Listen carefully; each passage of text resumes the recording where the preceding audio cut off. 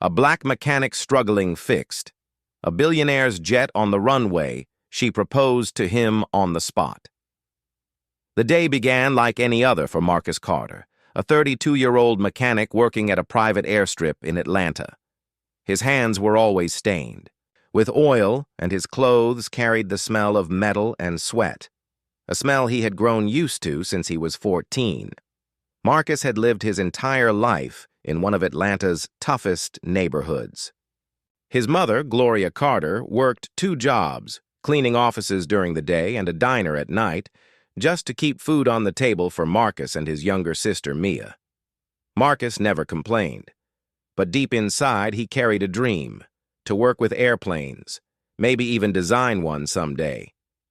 He'd sit on the roof of their apartment building at night, watching planes blink across the dark sky, imagining what it would feel like to be a part of something so big, so powerful.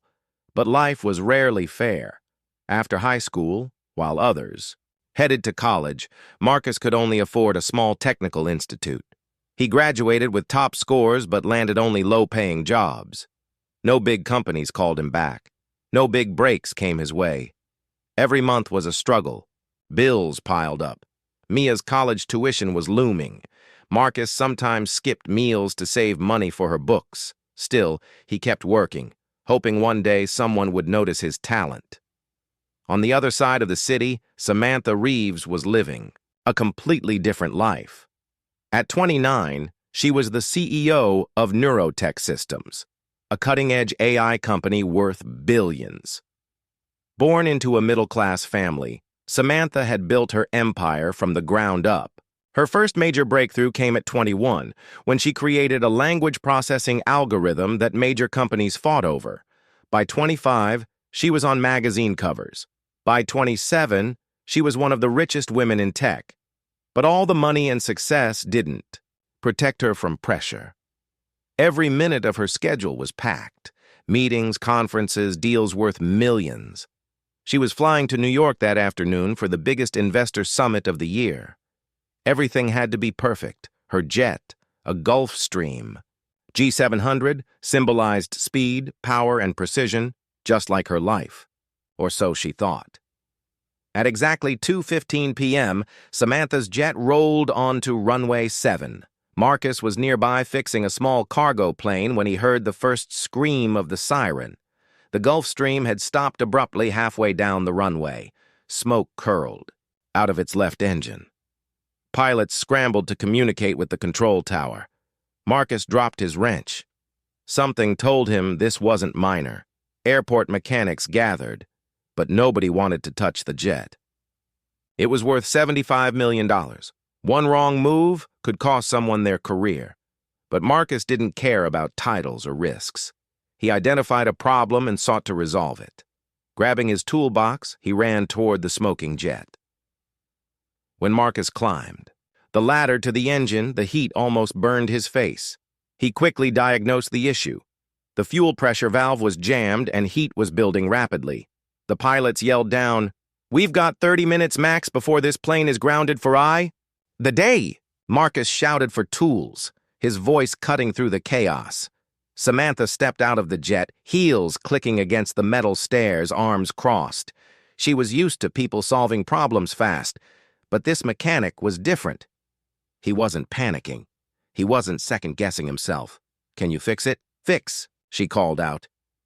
Marcus didn't even look down. "Ma'am, I don't leave things broken." Something in his tone made her pause. For 25 long minutes, Marcus worked furiously. Sweat soaked his shirt. He didn't stop to rest or talk. Every turn of the wrench was deliberate. Finally, he tightened the last bolt, climbed down, and nodded to the pilot.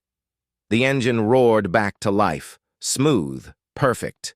The entire crew cheered. Samantha walked straight up to Marcus. He was wiping his hands with an old rag when she asked, "What's your name?" "Marcus Carter, ma'am." She studied him carefully. "You just saved my company from a massive disaster. Do you even realize what you just did?" Marcus shrugged. "Just did my job."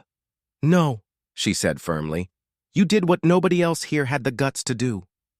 And then, in front of pilots, crew, and mechanics, Samantha blurted out, half serious, half amazed, "Marcus Carter, will you marry me?" The runway froze. Someone dropped a wrench. Marcus blinked.